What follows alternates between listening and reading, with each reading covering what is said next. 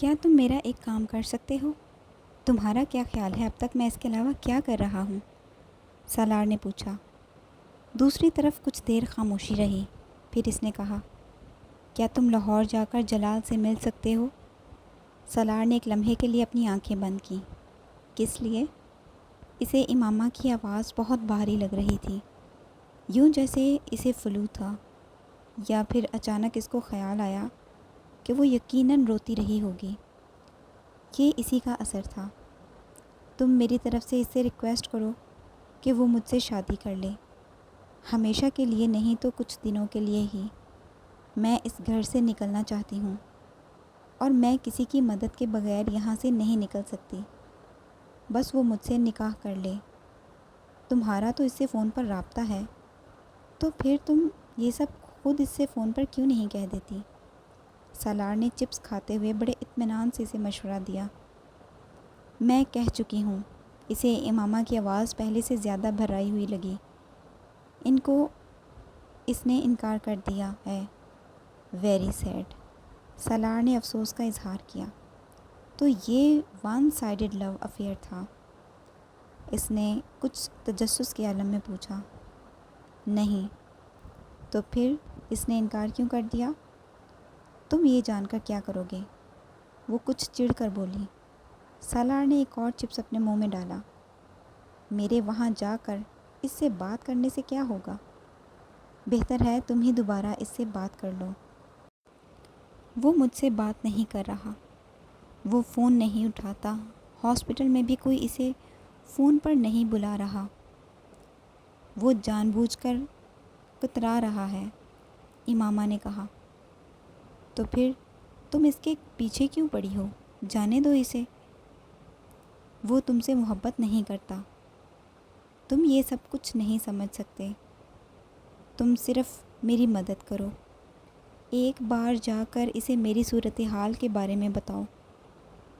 وہ مجھ سے اس طرح نہیں کر سکتا، اور اگر اس نے مجھ سے بات کرنے سے انکار کر دیا تو پھر بھی تم اس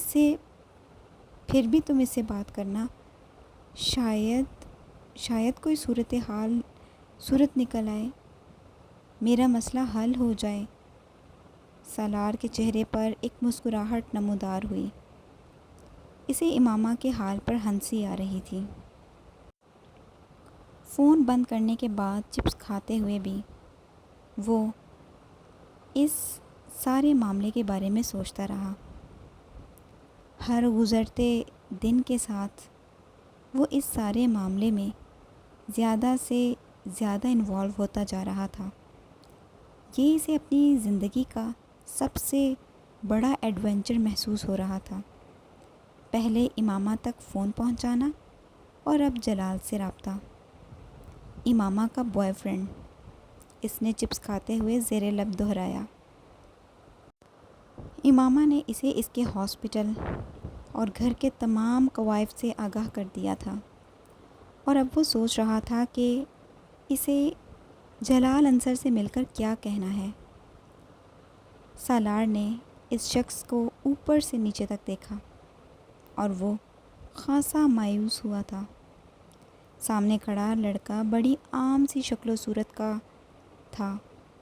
سالار کے لمبے قد اور خوبصورت جسم نے اسے صنف مخالف کے لیے کسی حد تک پرکشش بنا دیا تھا، مگر سامنے کھڑا ہوا وہ شخص ان دونوں چیزوں سے محروم تھا۔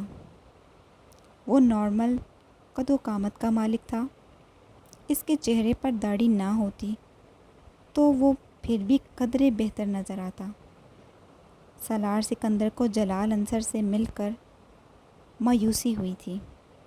امامہ اب اسے پہلے سے زیادہ بیوقوف لگی۔ میں جلال انصر ہوں، آپ ملنا چاہتے ہیں مجھ سے؟ میرا نام سالار سکندر ہے۔ سالار نے اپنا ہاتھ اس کی طرف بڑھایا۔ معاف کیجیے گا مگر میں نے آپ کو پہچانا نہیں۔ ظاہر ہے آپ پہچان بھی کیسے سکتے ہیں، میں پہلی بار آپ سے مل رہا ہوں۔ سالار اس وقت جلال کے ہاسپٹل میں اسے ڈھونڈتے ہوئے آیا۔ چند لوگوں سے اس کے بارے میں دریافت کرنے پر وہ اس کے پاس پہنچ گیا تھا۔ اس وقت وہ ڈیوٹی روم کے باہر کھڑے تھے۔ کہیں بیٹھ کر بات کر سکتے ہیں؟ جلال اب کچھ حیران نظر آیا۔ بیٹھ کر بات؟ مگر کس سلسلے میں؟ امامہ کے سلسلے میں۔ جلال کے چہرے کا رنگ بدل گیا۔ آپ کون ہیں؟ میں اس کا دوست ہوں۔ جلال کے چہرے کا رنگ ایک بار پھر بدل گیا۔ وہ چپ چاپ ایک طرف چلنے لگا۔ سالار اس کے ساتھ تھا۔ پارکنگ میں میری گاڑی کھڑی ہے، وہاں چلتے ہیں، سالار نے کہا۔ گاڑی تک پہنچنے اور اس کے اندر بیٹھنے تک دونوں کے درمیان کوئی بات نہیں ہوئی۔ میں اسلام آباد سے آیا ہوں، سالار نے کہنا شروع کیا۔ امامہ چاہتی تھی کہ میں آپ سے بات کروں۔ امامہ نے کبھی مجھ سے آپ کا ذکر نہیں کیا۔ جلال نے کچھ عجیب سے انداز میں کہا۔ آپ امامہ کو کب سے جانتے ہیں؟ تقریباً بچپن سے۔ ہم دونوں کے گھر ساتھ ساتھ ہیں۔ بڑی گہری دوستی ہے ہماری۔ سالار نہیں جانتا اس نے آخری جملہ کیوں کہا۔ شاید یہ جلال کے چہرے کے بدلتے ہوئے رنگ تھے جن سے وہ کچھ اور محفوظ ہونا چاہتا تھا۔ وہ جلال کے چہرے پر نمودار ہونے والی ناپسندیدگی دیکھ چکا تھا۔ امامہ سے میری بہت تفصیلی بات ہو چکی ہے۔ اتنی تفصیلی بات کے بعد اور کیا بات ہو سکتی ہے؟ جلال نے اسپاٹ لہجے میں کہا۔ امامہ چاہتی ہے کہ آپ اس سے شادی کر لیں۔ سالار نے جیسے نیوز بلیٹن پڑھتے ہوئے کہا۔ میں اپنا جواب اسے بتا چکا ہوں۔ وہ چاہتی ہے آپ اپنے فیصلے پر نظر ثانی کریں۔ یہ ممکن نہیں ہے۔ وہ اس گھر میں اپنے والدین اور گھر والوں کی قید میں ہے۔ وہ چاہتی ہے آپ اگر ہمیشہ کے لیے نہیں تو وقتی طور پر اس سے نکاح کریں اور پھر سیلف کی مدد سے اسے چھڑا لیں۔ یہ ممکن ہی نہیں ہے۔ وہ ان کی قید میں ہے تو نکاح ہو ہی کیسے سکتا ہے؟ فون پر؟ نہیں، میں اتنا بڑا رسک نہیں لے سکتا۔ میں ایسے معاملات میں انوالو ہونا ہی نہیں چاہتا، جلال نے کہا۔ میرے والدین مجھے اس شادی کی اجازت نہیں دیں گے، اور پھر وہ امامہ کو قبول کرنے پر تیار بھی نہیں ہیں۔ جلال کی نظریں اب سالار کے بالوں کی پونی پر جمی ہوئی تھیں۔ یقیناً سالار کی طرح اس نے بھی اسے ناپسندیدہ قرار دیا ہوگا۔ اس نے کہا کہ آپ وقتی طور پر اس سے صرف نکاح کر لیں تاکہ وہ اپنے گھر سے نکل سکے۔ بعد میں آپ چاہیں تو اسے طلاق دے دیں۔ میں نے کہا نا، میں اس کی مدد نہیں کر سکتا۔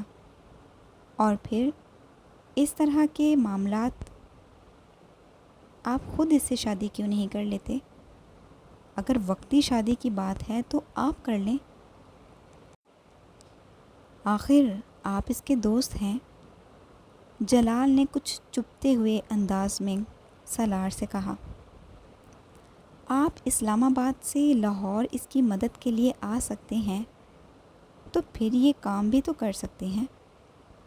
اس نے مجھ سے شادی کا نہیں کہا، اس لیے میں نے اس بارے میں نہیں سوچا۔ سالار نے کندھے جھٹکتے ہوئے بے تاثر لہجے میں کہا۔ ویسے بھی وہ آپ سے محبت کرتی ہے، مجھ سے نہیں۔ مگر عارضی شادی یا نکاح میں تو محبت کا ہونا ضروری نہیں۔ بعد میں آپ بھی اسے طلاق دے دیں۔ جلال نے مسئلے کا حل نکال لیا تھا۔ آپ کا مشورہ میں اسے پہنچا دوں گا، سالار نے سنجیدگی سے کہا، اور اگر یہ ممکن نہیں ہے تو پھر امامہ سے کہیں کہ وہ کوئی اور طریقہ اپنائیں، بلکہ آپ کسی نیوز پیپر کے آفس چلے جائیں اور انہیں امامہ کے بارے میں بتائیں کہ کس طرح اس کے خاندان نے اسے زبردستی قید کر رکھا ہے۔ جب میڈیا اس معاملے کو ہائی لائٹ کرے گا تو خود ہی وہ امامہ کو چھوڑنے پر مجبور ہو جائیں گے، یا پھر آپ پولیس کو اس معاملے کی اطلاع دیں۔ سالار کو حیرانی ہوئی۔ جلال کی تجویز بری نہیں تھی۔ واقعی امامہ اس بارے میں کیوں نہیں سوچ رہی تھی؟ یہ راستہ زیادہ محفوظ تھا۔ میں آپ کا یہ مشورہ بھی اسے پہنچا دوں گا۔ آپ دوبارہ میرے پاس نہ آئیں، بلکہ امامہ سے بھی یہ کہہ دیں کہ وہ مجھ سے بھی کسی بھی طریقے یا ذریعے سے دوبارہ رابطہ نہ کریں۔ میرے والدین ویسے بھی میری منگنی کرنے والے ہیں۔ جلال نے جیسے انکشاف کیا۔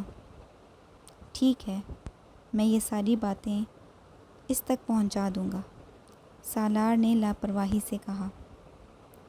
جلال مزید کچھ کہے بغیر گاڑی سے اتر گیا۔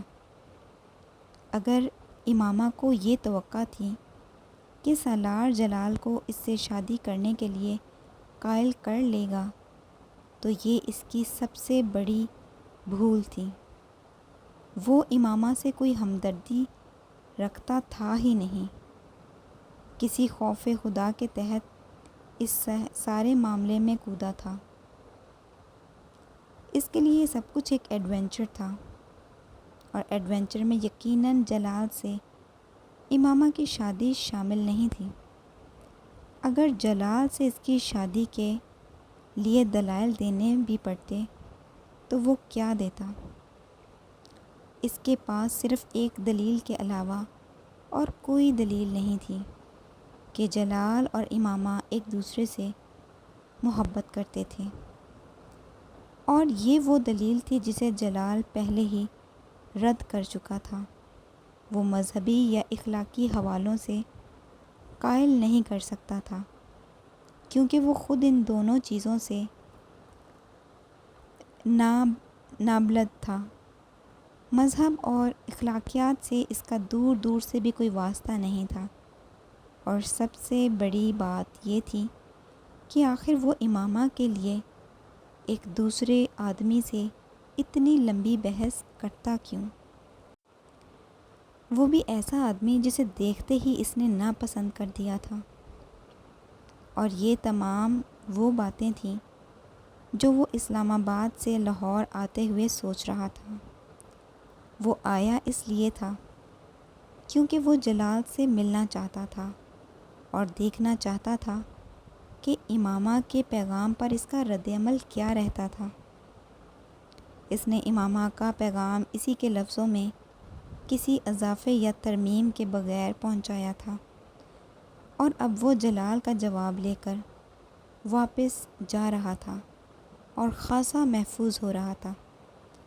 آخر اس پیغام کے جواب میں وہ کیا کرے گی یا کہے گی؟ اسجد سے شادی تو وہ نہیں کرے گی۔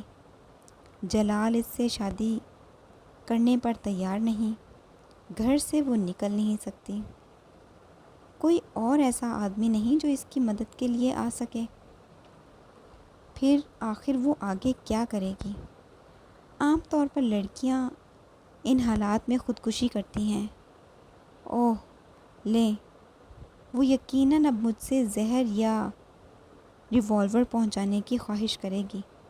سالار متوقع صورتحال کے بارے میں سوچ رہا تھا، سوچ کر پرجوش ہو رہا تھا۔ خودکشی، ویری ایکسائٹنگ۔ آخر اس کے علاوہ وہ اور کر بھی کیا سکتی ہے؟